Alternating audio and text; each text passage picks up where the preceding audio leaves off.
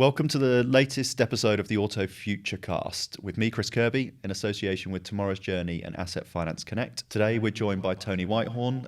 Tony, I'm going to introduce you as industry legend, if that's all right, rather than CEO of X or good, no. Chief whatever of Y. Been around and done a lot of stuff. Probably as a starting point, do you mind giving us a bit of your background? So varied and diverse, and obviously super relevant for the stuff we're going to talk about today. So tell us a bit about your background. Yeah, certainly. Been in the industry for a very long time. I'm quite not going to put a number on it. No, really not going to put a number on that. Worked only with OEMs fundamentally, with Renault.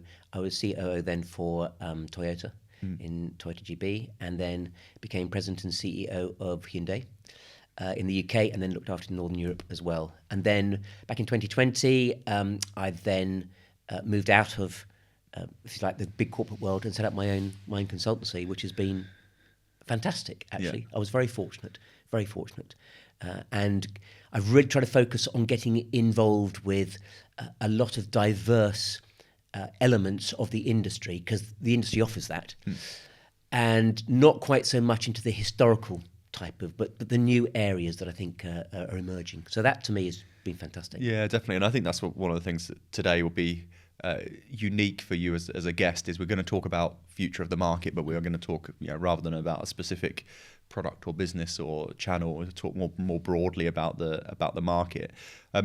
Maybe as a bit of a starting point to that conversation, we think about like where the market is today. So I think you and I both have a similar view in how much change is happening, is coming.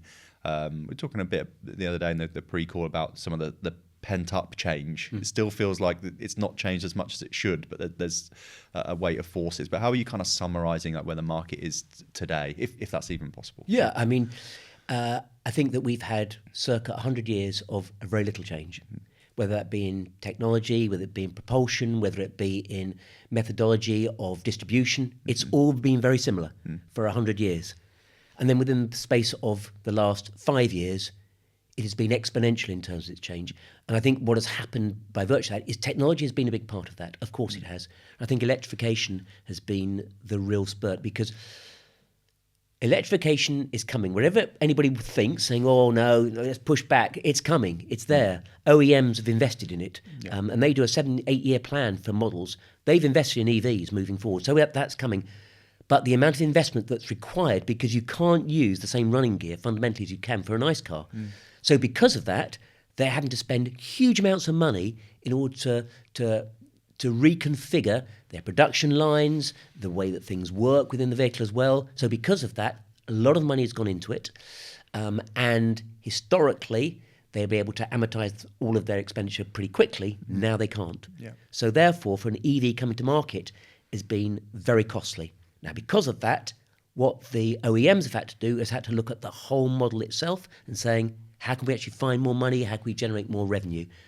And I would say for the first time ever, they've had to put on, they've moved from being in a mode of preservation into a mode of transformation, because they've had to. Yeah, definitely. I think that the EV part, there's so many moving parts that have all come at once. I think one of the really interesting things I heard a few years ago, pre-pandemic, probably 2018, 2019, we were on a program with Hyundai as one of the sponsors, and the chief innovation officer from Korea came over to give a talk to us, and he talked about electrification, basically redefining the industry. He said, it will move brands around in people's minds, it will change everything, and at that time he was there saying, we're going to take advantage of that and do it. And actually, probably if you look at them as a brand, not in everybody's eyes, because this was also a side conversation I was having with someone the other day who saw they had a Hyundai in 2005 or something, and gone, oh well, I wouldn't have, when I said they should get an Ioniq 5, they went, oh yeah, but it's a Hyundai. But actually, in reality, it's up there with the Germans. So they've used it to read. So there's all of that change in landscape,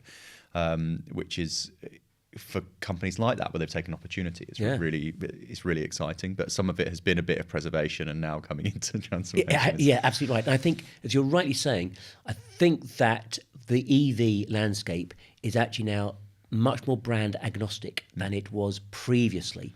People historically would have bought a BMW, would have bought another BMW. Now they'll buy a BMW, they actually might look at Hyundai, Ioniq 6. They're going, wow, didn't think about it. They would never have transferred from being a BMW 3 Series into an i40. Never have done that. Yeah. But now that morphing from particularly the sort of the premium vehicles into the higher levels of volume vehicles is much more transparent, which is hugely interesting, and it's enabled the market to become much more fluid as well. And I think that what people are therefore doing, they're not buying brands, they're buying technology. Yeah, definitely. I definitely see that now. And that's also, and probably won't be the first time we touch on sort of Chinese new entrants into the market today. But that's also a big thing for that. They're coming in high quality. People aren't understanding the brand. It wouldn't be a podcast episode without mentioning my mum. But my mum bought a BYD, or at least a BYD Dolphin. So from buying Volkswagens and this type of thing, she's transitioned through. She had an ID3, didn't actually like it because the technology wasn't very good and it kept breaking. And now has got a BYD Dolphin because I don't care. I've got it for a 2-year lease. I'm not committed to it, but also it's. So how long has she had it? She's had it a year. Okay, and it's coming up to the first service. Yeah, I like it. I would say uninspired. Okay, yeah. But my mum and stepdad aren't car people, so they're like. A functional vehicle. Does everything we need it to do, and it's Absolutely on a lease. right. And at the end of it, I just give it back. I've got to pay to have it serviced once. I'm going to put tyres on it because it's only 2 years and we do no miles. So, I think that's dead right. I mean, I was looking at 2024 global sales figures. Yes, Tesla are still number one. I think they're 1.789 million vehicles, battery electric vehicles were sold by then. Next is BYD at 1.74. It's like seriously close. And of the top 20, 12 of them are Chinese.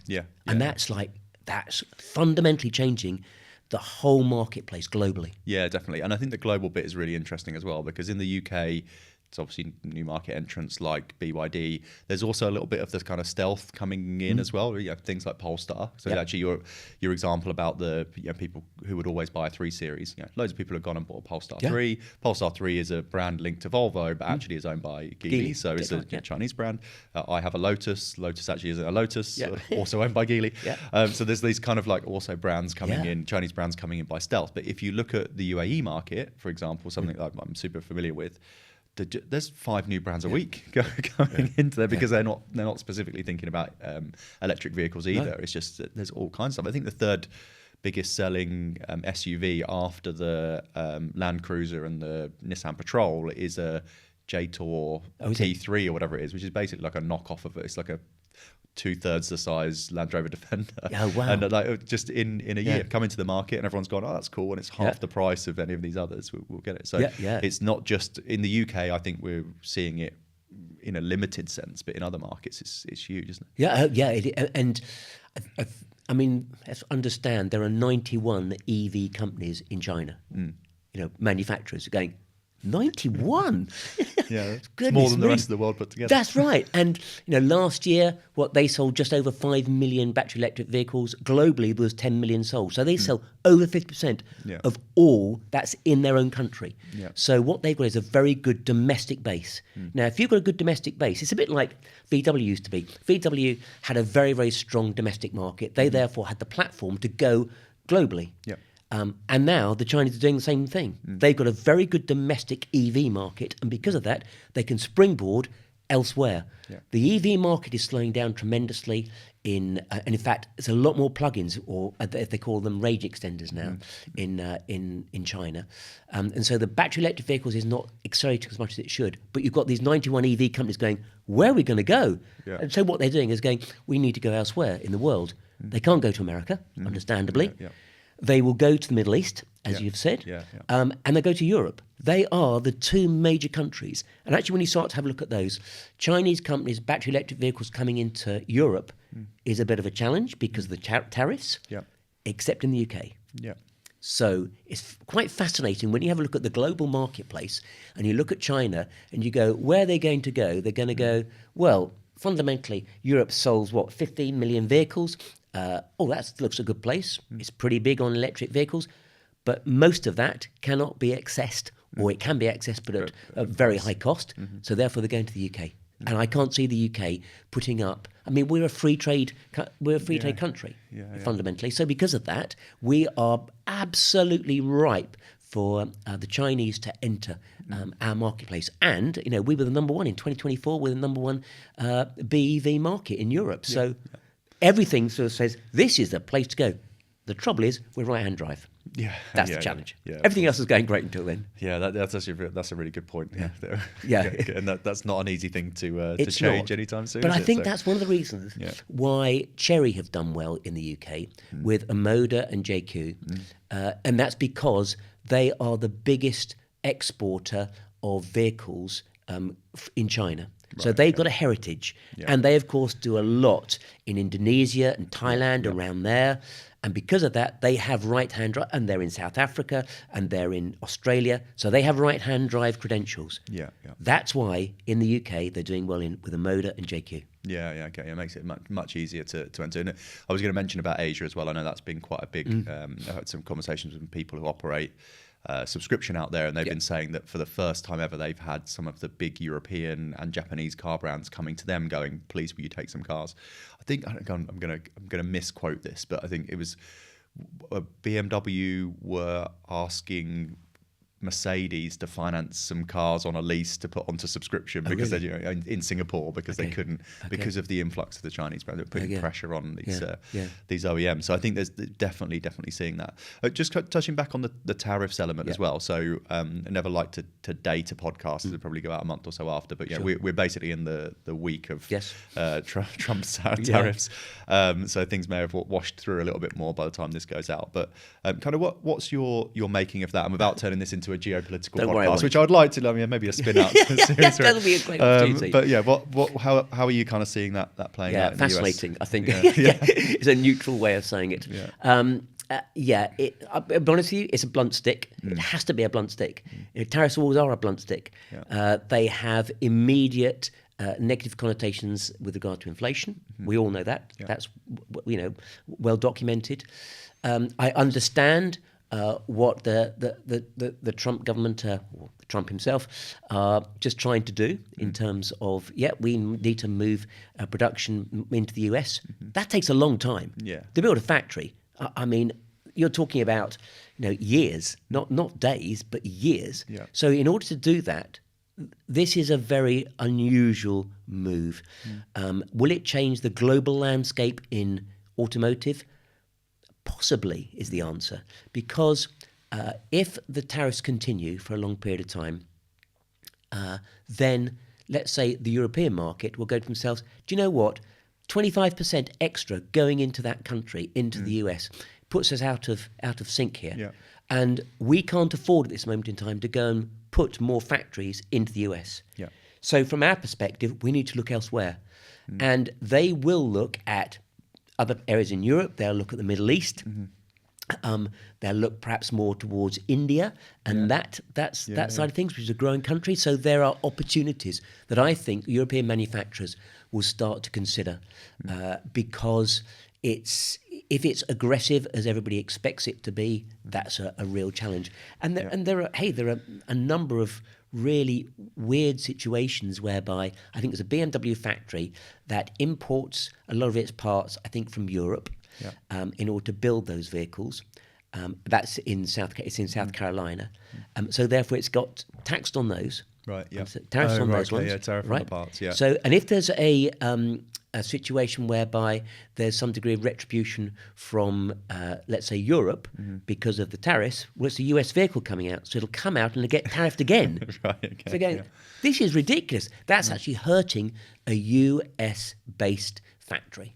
So, as I said, it's a blunt stick. I understand the direction as to what's trying to happen. I think it's very clunky.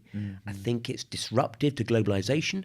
We're an industry that is a global supply chain. It's not geographically isolated. So I mean, what's your opinion? Yeah, I think it's similar. I think that there's going to be a few different things. There's a question in my mind about whether it's how long it will be around for. So whether it's a blunt stick to achieve a negotiating stance. It seems to be the Trump government's way of, rather than incrementally negotiating, chucking a grenade in the room and then picking up the pieces afterwards. So I don't know if it's something that then will be used to leverage other things particularly with China and Europe. I could see if it did last exactly as you said. I think the European manufacturers aren't going to say, let's, in a world where they're closing factories here, I don't think they're going to be going, let's open some factories in the US. It would almost just become its own sort of car nation where they'll just buy local vehicles, but they'll probably be restricted from that. There'll be tariffs the other way, so therefore they won't be able to export. So it will become a kind of internally serving market. But I think for me the question is more about the timing of it. Does it get rolled back when? It isn't linked, but I feel like it is. When China agrees to sell TikTok to thing, and will they go half the tariffs and all that stuff? I think there's a few say the more geopolitical bits to play, but I think the whole tariffs part does make it a bit challenging. But there will be markets that will be open to it, like you say, like the Middle East. Growing market. Saudi Arabia is a huge new car market and growing new car market. Lots more, distribution of wealth there and money available, and it's like the UAE was 20 years ago. There's still space to grow there. I could see just almost the European manufacturers turning their back on the US market and just going rough. All right, until this guy's changes what he's doing, we'll just go. And that's where I'm coming from. I just think that the European manufacturers, they can't be agile in terms of building factories. No. That's not how it works.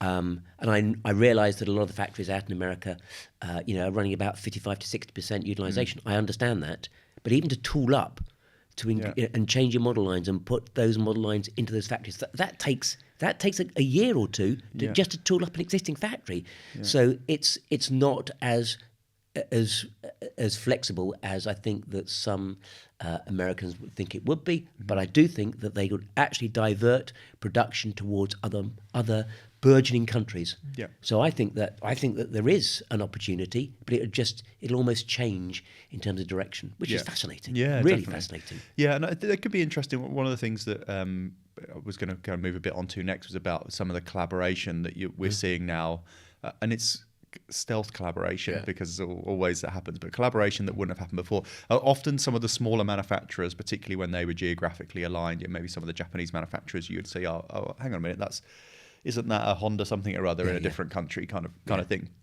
But definitely we're seeing, I took delivery yesterday of my second car, which is the new Ford Explorer. Okay, yeah. The Ford Explorer is actually the VW ID3. Yes. ID4, sorry. Yes. Yeah. And actually it was really noticeable because when I got in it, I remember from my mum's ID3, I'm going, these are all the same controls in here. Yeah. But it looks differently.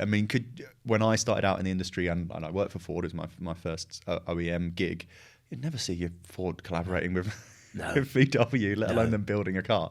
But could you see that happening in the US? Yeah. So just going back on the and this is a new thought because as you were saying it about factories being at capacity, but could you see somebody going, all right, well I'm building, maybe Tesla's a bad example, but I'm building a Ford XYZ in a Ford factory, and VW go, all right, well why don't you put our shell on it and our brand on it, and so it looks different, but basically the underlying thing is there. The answer is has to. Yeah.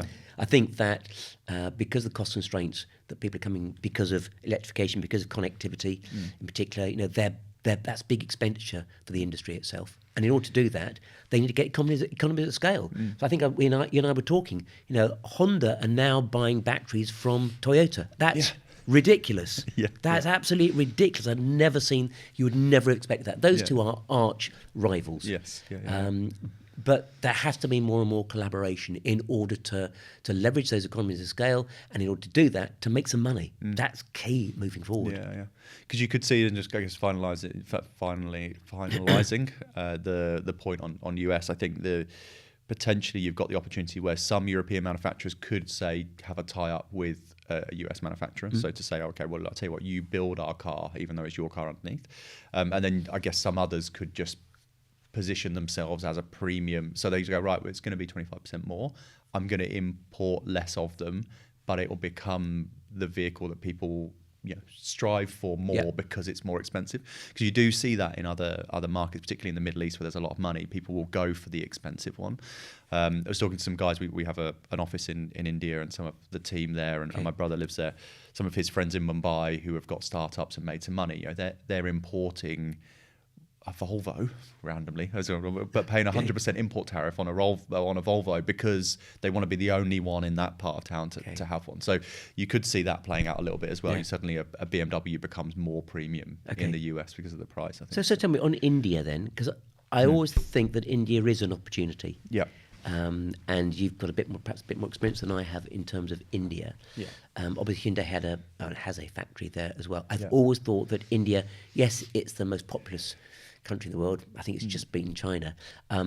Okay, it doesn't have quite a middle class that China has, but I do see there's potential there. Yeah, definitely growing. I think with India, like, I'm not familiar completely with the legislation, but I think they also have import type rules around, which is why some of the I guess like Western vehicle, either Japanese, Asian or European vehicles are the first people to build factories there. Yeah. So Skoda does really well. Actually, we know one of the big Skoda distributors in India, but Skoda are one of the first European brands to build a factory there.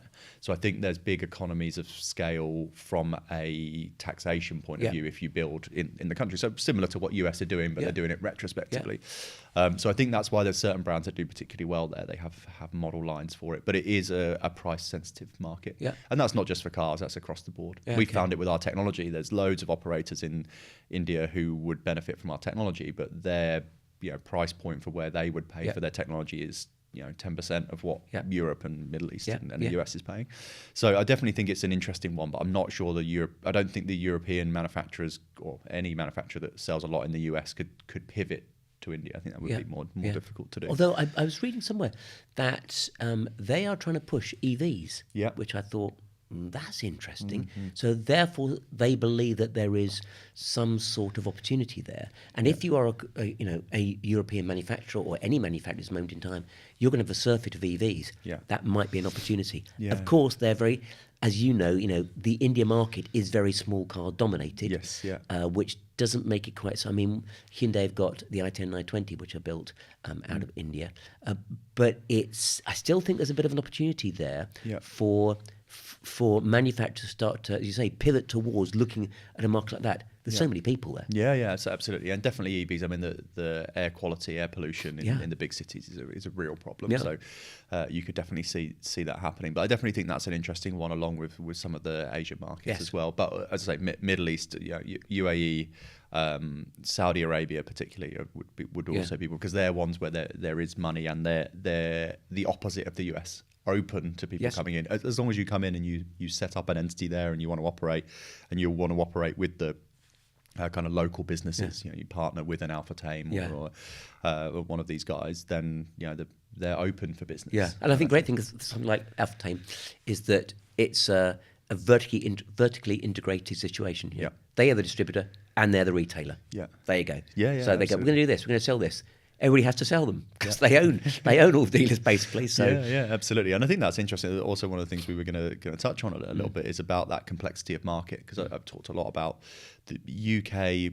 Europe as well, but particularly the UK market is like highly layered in all the different people in there, which means that making any kind of change is really difficult. We've talked about it with OEMs, with our technology. Often people will say, Hyundai's a fantastic customer of ours, and they say, wouldn't you do that with everybody else? But the problem is you have to convince head office, but then also you have to convince the dealers, and then so it becomes this huge, complicated, transformational thing, which I think holds back operations here and in Europe because of this kind of complex layer. You then start to say things even like, what about insurance? Oh, okay, well, we've got to go to insurance, but we need a broker that will underwrite this from a thing. It becomes really, really mixed. Whereas actually in places like the UAE and the Middle East, it's vertically integrated. That's absolutely right. So it does make it. I mean, also they are monoliths in their organisation, so they're not nimble. Yeah. But at least they can fix a direction and go. For it. I mean, because essentially Europe is a legacy situation with regard to automotive, and with legacy comes rafts and rafts of layers. And I think that's the problem that you got, is unpicking those layers. It's getting to the right people.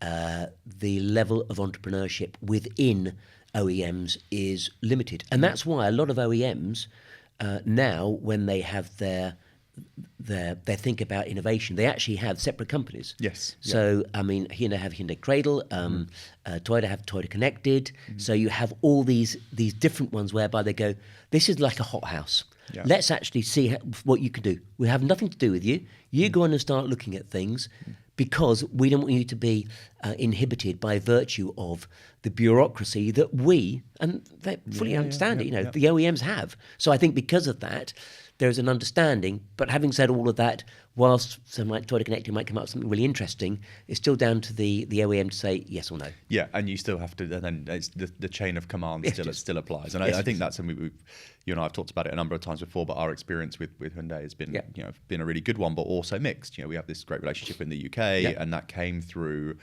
link with Hyundai Cradle and through an accelerator program back in 2019, a long time ago. But we also did some stuff in Europe that was kind of killed by the organisation. Actually, even though it was way more innovative than what we're doing in the UK, like super cool stuff. But eventually, it was kind of closed down by number of doors were closed by different parts, and all of a sudden the project became unviable. So it's still, I think organisations like that do it better than others, where they just don't look at innovation at all. But it still is more difficult than well, definitely in a startup, but also in a vertically integrated business. But it's fascinating, isn't it? Because the Chinese have managed to do it. Yeah. And is that something to do with we're very much into democratizing our organizations, whereas the Chinese are very much hierarchical. Yes. And if the hierarchy says, no, we're going to do this, they go off and do it. Yeah. So that's quite fascinating. And the speed with which the Chinese can bring things to market is phenomenal. I used to think the Koreans were great. I remember picking up a Tucson. That was the very old Tucson back in 2005. I picked it up and it had a parcel shelf and it rattled. And I think that's really annoying. So something like, I don't know, 6 or 8 months later, I picked up my next Tucson. It was a company car, and it had a cover. Right. Yeah. I'm going, that's incredible that they can retool that vehicle in order to facilitate a tonneau cover as opposed to a parcel shelf. And I was really impressed with it because my previous manufacturers, they would have said, it's going to rattle, but when we come to the facelift, we'll change it. Yeah, in the next model, next iteration of it. Yeah. But having said all that, I was talking to a journalist really recently, and he said that he was he'd read all the reports. So this was before the car had just been launched. He was reading the reports about the air conditioning being too noisy. And so he said, I'm actually driving this car. And it'll been going for about not even a month. He said, I'm going to drive this car. And he drove it. And he says, I don't understand it. The air conditioning's not noisy at all. And he then did some investigation. And since they had launched it within the month, they changed the air conditioning. Yeah. That's unbelievable. It's fantastic. Yeah. And I think a lot of it comes down to, we've talked about it already on the podcast in some other episodes about the software-defined vehicle and some of the over-the-air updates. And I'm fascinated by that. Like in my car, when I first got it, it was one of the first ones into the market. The software was a bit glitchy, and a few people who had test driven, I knew a few leasing company people that went, amazing car, but software's a bit crap. And I was like, oh God, I ordered one, because I actually hadn't even test driven it, I just ordered one. But in the time I've had it, every month there's a software update. It's a 3 gig update. I have to connect it to my Wi-Fi to get it to do the update. But it's just amazing the difference it makes, and not just in things like, there's a new button on the radio screen. But the adaptive cruise, when I didn't really use the adaptive cruise control when I first got it, because it was really jittery, I would say. Like, oh my God, there's a car, and it would slam its brakes on. Last update, they've changed it all, smooth as you like. So they're actually able to change, because that's all being driven by sensors, being over the air, making those kind of changes. And the car that I have, which I've had for less than a year, is significantly better than when I got it, because it's had 4 big software updates in that time. So it's fascinating that is also able to be applied compared to getting back in the day, back to a non-software defined vehicle. Yeah. So, and do you see that accelerating even more? Yeah, I think so. Yeah, definitely. I think with features, I think there's this whole debate about subscription of software. So not subscription as in vehicle subscription, but the subscription of software and features. I don't think it's really in customers' minds right now, which I think is why there's probably not a market for it. But I do think that becomes a thing that comes later. Right? I'm with you on that. I mean, this idea of upgrading features or adding stuff, removing stuff, I think is really. I think that's a a point to consider, because at the end of the day, as you know, OEMs, it costs a lot of money to do all of this. Yeah, all of these, software updates, everything that they have to do is a lot of money. And connectivity itself is very expensive. So how are they going to monetize it? The only way they can really monetize it is actually ultimately it's by charging the customer. That's the way to do it. And so, it might be that case. You're driving along and it might come up on your screen. It'll say, your car's got 200 brake horsepower. How would you like to have another 100 brake horsepower? And you're going, and it's been monitoring you. So the way you drive, that you're actually quite an aggressive driver. You go, I'd love it. It's £5 a month. £5 a month, another 100 horsepower. Do that. Press the button. You've got it. So that, to me, those sorts of things is an opportunity for OEM to generate money out of connectivity, because connectivity is expensive. And at this moment in time, it's just a nice to have. That's a lovely thing to have. Now they need to say, how can we get our money back on it? You get the software updates for the first 3 years, and after that you subscribe to the Lotus package, which is 10 quid a month, and you get the latest software updates. Absolutely, I'm having that. Great. Of course you are. You're straight into it. And I think but customers have got to get their heads around it. And I think because we're really only into the first season, let's say, of software-defined vehicles, I think now everyone's just like, ooh, wow. And then it will become a thing, because at the minute everyone's just getting everything because we're wowed by by what it can do and how it impacts the vehicle. But I definitely think there's an opportunity to open that up. I think we also talked about with connected cars as well, and it's something that I also mentioned on previous podcasts in this series about the data and those connected services. So much data. I really don't know anybody who's doing anything with it. I'm going to use the same quote again. The data is the new oil, but it's not if it's unrefined and as a barrel of Brent crude on your driveway. So how do you kind of see that? I know you're working on a number of projects in that area. Because I'm fascinated I'm surprised. It's another one of those things. I'm just surprised it's taken this long. I feel like in 2018 we were going, there's all this connected car data, and someone eventually is going to connect this up and do something cool with it. And now we're in 2025, and I'm like, well, no one's done anything yet. No, and you're dead right. It's not a data lake. It's a data ocean that people have got, and they're going, I can't boil the ocean. You're dead right. You can't boil the ocean. So therefore, there's the idea of not megadata but metadata. It's saying what's the actual, which parts of these do we actually need? So yes, I'm working with a company at the moment, and we're doing a lot with connected vehicle and making that that link, all the stuff that goes on in the car, linked to a CRM package and making it relevant such that the car itself, when it's generating certain bits of information, it comes through the connectivity, it comes into the CRM in the OEM or the dealership, and that enables a much more appropriate conversation between and that could be an AI-generated conversation between the dealer/stroke OEM and the customer themselves. That's absolutely the way forward, because that's the way, when you get personalized interaction, you can actually generate a monetary amount from it. Getting a generic email, I'm never going to do it. When something that comes to me personally and saying, I see that you're driving really well at the moment, how can I another 100 horsepower in your car, Tony? Going, actually wouldn't mind that. It's just £5 this month. Trial it for a month, see how you get on. Why wouldn't I? Yeah, exactly. And that becomes a very personalised situation to me as the driver. And I think that's the way that connectivity works. It's that link. It's the connectivity between the car, the phone, and the OEM stroke dealer. That, if you can get that to work, that's amazing. At this moment in time, there's a real problem between connectivity between the dealer and the OEM at this moment in time. But I think that the car can enable a degree of connectivity that will generate money for both the OEM and the dealer themselves. And I think that's super interesting. Yeah, definitely. No, I'm going to partly agree and partly disagree. So I think, like, in a bit of using some EV charging terminology, but in the kind of like vehicle to grid, vehicle to X, I still think that OEMs should be thinking about that data as a data to X, not data to dealer, or for them trying to control it. So in my world, if I was sitting there as a head of data at an OEM, I'd be looking at monetizing it by selling it to third parties for them to monetize it. So to say, right, well, I'm going to make a fraction of a pence on each API call that I give this data out to, and let other people innovate with it. And I still might have my own products that I give to dealers, But that idea of collaboration sort of beyond this in-house, because of what we said about innovation in OEMs, you're sitting there and going, the best people to innovate are people that are running startups, the people that are running tech companies who have their own angles, they have their own markets. You know, someone in Azerbaijan is going, I've got this access to this certain type of market, this certain type of insurance product. Like, just let them have access to the data and chart and make a couple of pence on every transaction, rather than trying to make the product for that market and the product for the next. Because I think that's definitely one. I remember you and I were on a panel discussion a long time ago, Tony, and it sticks in my mind because, and you said we were talking about connected car software, but we were talking about software in cars, I think, and Apple CarPlay. Yeah.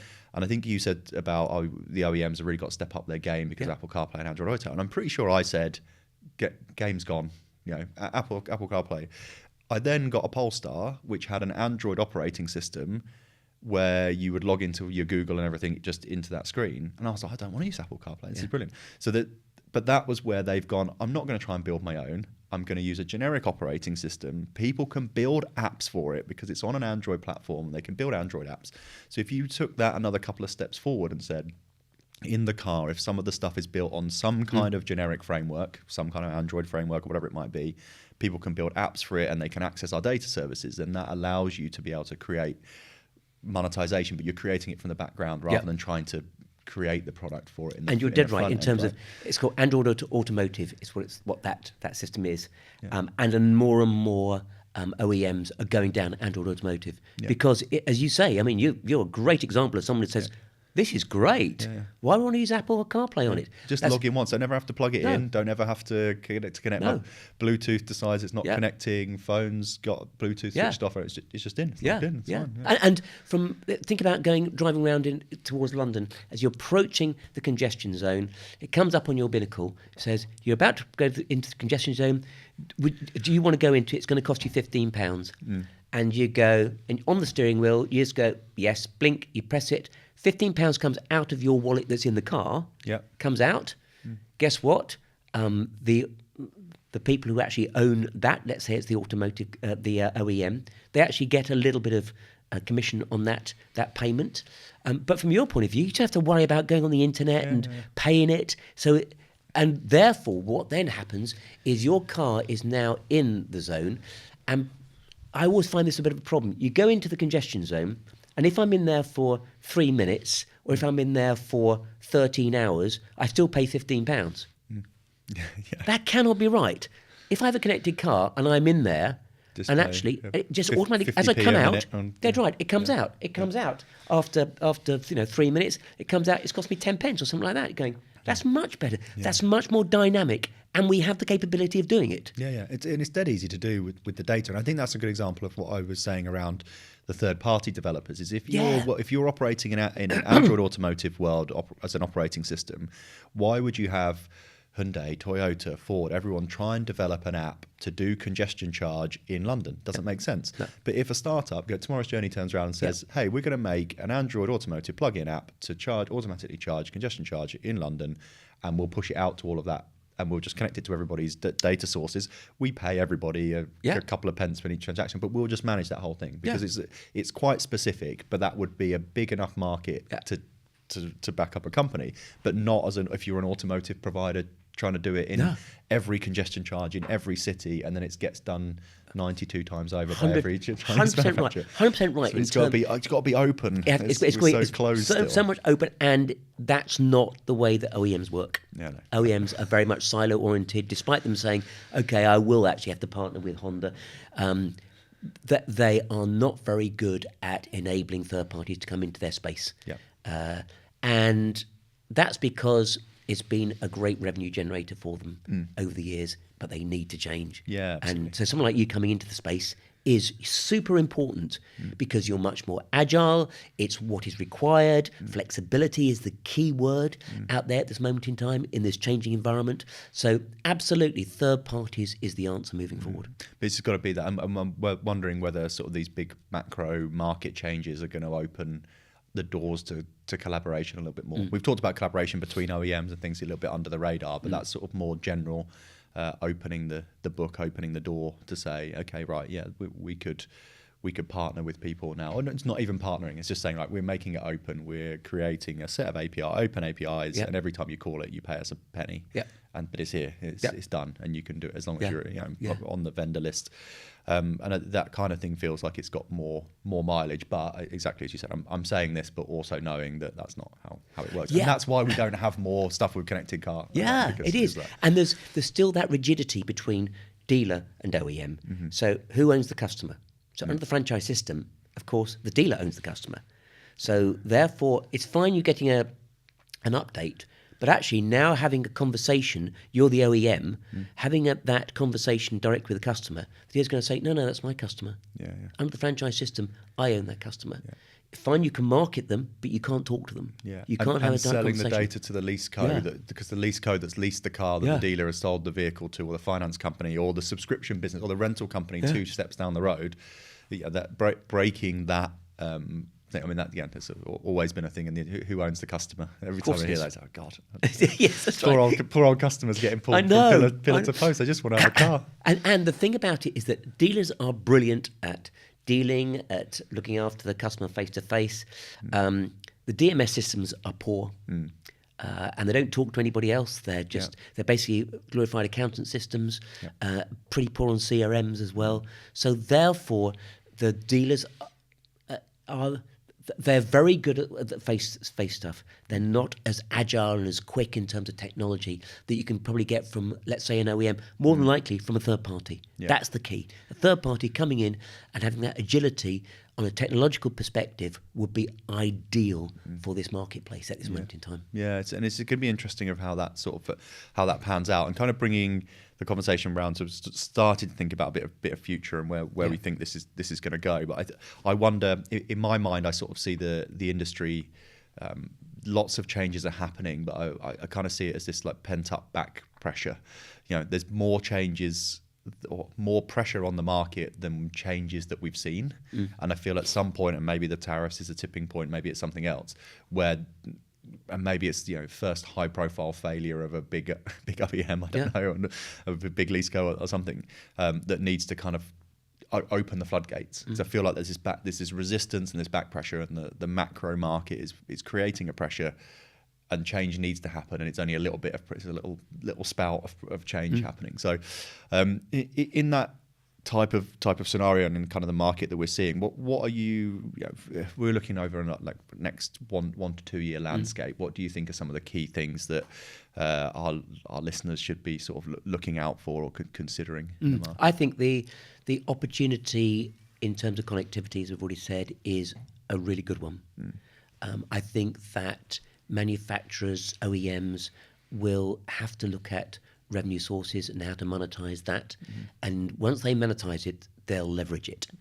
So for me, that's a big opportunity. And you're saying, you've had your car for a year, and all of a sudden you're getting all these updates, and you're going, this is a much better car.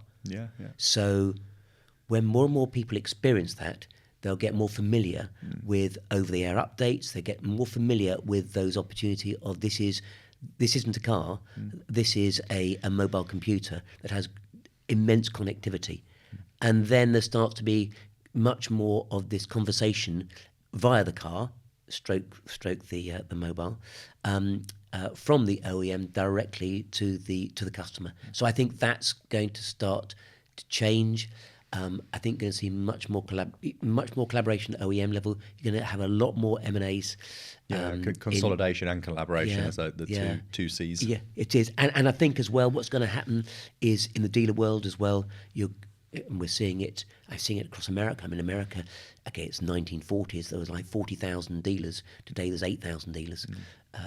The top 6 dealer groups sell something like a third of all the top 150 dealer groups. Right. So there's all that consolidation that's going on. So I do see that's happening. Is there anything that's dynamic that's going to happen? That's dramatic that's going to happen? I think that certain things will change it. I think tariffs will change it, and I think, as we've alluded to there, moving to start looking at other markets is going to be quite fascinating for certain OEMs. And my other point is that whilst we were looking the other way, the Chinese came in the back door. Because we're looking at tariffs, we're looking at America, and China's growing immensely. So it's changing. It's not going to be an overnight change. Yeah. It's going to be a little bit more of the same. It's going to be some of those changes that are sort of pumped up. So connectivity is going to increase. I think you're going to get more in terms of collaboration and M&As type of situation. And looking at new markets is going to be, I think, for an OEM point of view, quite fascinating.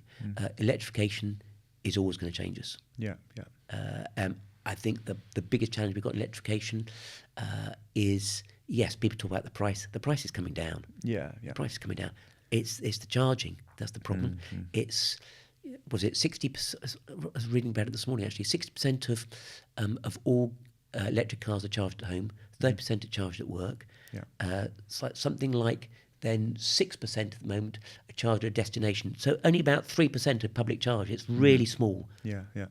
But the 6% of people who charge at home are people who've got driveways. Yeah. got a drive. Yeah. And because an EV makes, I've said it loads of times before. I have two EVs in my house. I have home charging. I charge at 6.2p per kilowatt hour.